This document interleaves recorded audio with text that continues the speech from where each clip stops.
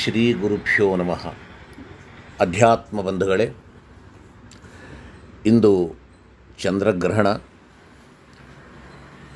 ಈ ಗ್ರಹಣದ ಒಂದು ಕಾಲ ಬಹಳ ದೊಡ್ಡ ಕಾಲ. ಇದು ಅಂದರೆ ಡ್ಯೂರೇಷನ್ ಬಹಳ ದೊಡ್ಡದಿದೆ. 3.5 ಗಂಟೆಗಳ ಕಾಲ ಇದು ಅಷ್ಟು ವಿಸ್ತೃತವಾದಂಥದ್ದು. ಒಂದು ರೀತಿಯಿಂದ ನಮ್ಮ ಸಾಧನೆ ಮಾಡಿಕೊಳ್ಳಲಿಕ್ಕೆ ಒಳ್ಳೆಯ ಅವಕಾಶವನ್ನು ಭಗವಂತ ಕೊಟ್ಟಿದ್ದಾನೆ. ಇದನ್ನು ಸದ್ವಿನಿಯೋಗಪಡಿಸಿಕೊಳ್ಳೋಣ. ಗ್ರಹಣ ಸಮಯದಲ್ಲಿ ನಾವುಗಳು ಮಂತ್ರ ಜಪಗಳನ್ನು ಪಾರಾಯಣಗಳನ್ನು ಮಾಡ್ತೀವಿ. ಯಾಕೆ ಅಂತಂದರೆ, ನಾವು ಮಾಡುವ ಮಂತ್ರದಲ್ಲಿ ಒಂದು ಶಕ್ತಿ ತುಂಬಿ ಬರಬೇಕು. ಅಂದರೆ ಗ್ರಹಣ ಸಮಯ ನಮಗೊಂದು ಸುವರ್ಣಾವಕಾಶ. ಒಂದು ಉದಾಹರಣೆ, ಕಾಯಿಪಲ್ಯ ತರಕಾರಿ ಹೆಚ್ಚಕ್ಕಂಥ ಒಂದು ಚಾಕು ಇರ್ತದೆ. ಹೆಚ್ಚಿ ಅದರ ಶಾರ್ಪ್ನೆಸ್ ಹೋಗಿರ್ತದೆ ಮತ್ತು ಅದನ್ನು ತಿಕ್ಕಿ ಶಾರ್ಪ್ನೆಸ್ ತರ್ತೀವಿ.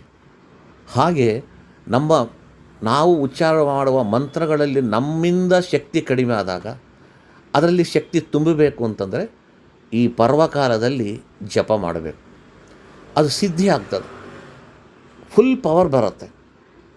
ಆದ್ದರಿಂದ ಈ ಚಂದ್ರಗ್ರಹಣ ದೈವಿಕವಾಗಿ ನಮಗೆ 3.5 ಗಂಟೆ ಕಾಲ ಬಂದಿದೆ. ಭಗವಂತ ಅವಕಾಶ ಕೊಟ್ಟಿದ್ದಾನೆ ಸಾಧಕರೇ. ಆದ್ದರಿಂದ ಇದು ಸದ್ವಿನಿಯೋಗಪಡಿಸಿಕೊಳ್ಳಿ. ಸ್ನಾನ ಮಾಡಿ, ಗ್ರಹಣದ ಸಮಯ ಏನು ಪಂಚಾಂಗದಲ್ಲಿ ಹಾಕಿದ್ದಾರೋ ಕರೆಕ್ಟ್ ಸಮಯಕ್ಕೆ ಸ್ನಾನ ಮಾಡಿ, ನಾಮಧಾರಣ ಮಾಡಿರಿ, ತಿಲಕ ಕುಂಕುಮ ಹಚ್ಕೊಂಡು ಹಿಂದಲೇ ನೀವು ನಮಗೆ ಇವತ್ತು ಮಂತ್ರರಾಜ ಯಾವುದು? ಹರಿಕಥಾಮೃತಸಾರ. ನೀವು ಮಾಡುವ ಹರಿಕಥಾಮೃತಸಾರ ಭಾಳ ಉತ್ಸಾಹದಿಂದ ಎಲ್ಲರೂ ಮಾಡ್ತಿದ್ದಾರೆ ಅಂತ ನಂಗೆ ರಿಪೋರ್ಟ್ ಬರ್ತಾ ಇದೆ. ಯಾರೋ ಕೆಲವರಿಗೆ ಆಗ್ತಾ ಇಲ್ಲ, ಎಲ್ಲರೂ ಮಾಡ್ತಿದ್ದಾರೆ.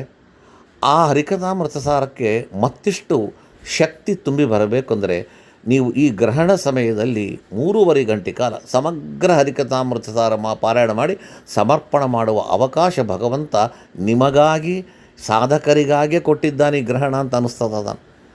ನೀವು ಒಂದು ಸಲ ಮಾಡಿದರೆ 1 ವರ್ಷ ತನಕ ನಿಮಗೆ ಶಕ್ತಿ ತುಂಬಿ ಇರ್ತದೆ. ಅದು ಮಂತ್ರತುಲ್ಯ. ಋಷಿಗಳು ಏನಾದರೂ ಬಾಯಿಂದ ಅಂದರೆ ಹೇಗೆ ಸತ್ಯವಾಗ್ತದೋ, ನೀವು ಮಾಡುವ ಹರಿಕಥಾಮೃತ ಪಾರಾಯಣ ಮಾಡಿ ಯಾರಿಗಾದರೂ ಒಳ್ಳೆಯದಾಗಲಿ ಅಂತ ಬಯಸಿದರೆ ನಿಮ್ಮ ಬಾಯಿಂದ ಬಂದ ಮಾತು ಸತ್ಯ ಆಗ್ತದೆ. ಯಾಕೆ ಅಂದರೆ ಗ್ರಹಣ ಸಮಯದಲ್ಲಿ ಅದನ್ನು ನೀವು ಚೆನ್ನಾಗಿ ಅನುಷ್ಠಾನಕ್ಕೆ ತಂದಿದ್ದೀರಾ. ಆದ್ದರಿಂದ ಮಾತೆಯರೇ, ನೀವು ಮಾಡುವ ಮಹತ್ಕಾರ್ಯ ಶ್ಲಾಘನೀಯವಾಗಿರ್ತಕ್ಕಂಥದ್ದು. ಆಷಾಢ ಶುಕ್ಲ ಏಕಾದಶಿಯಿಂದ ಪ್ರಾರಂಭ ಮಾಡಿ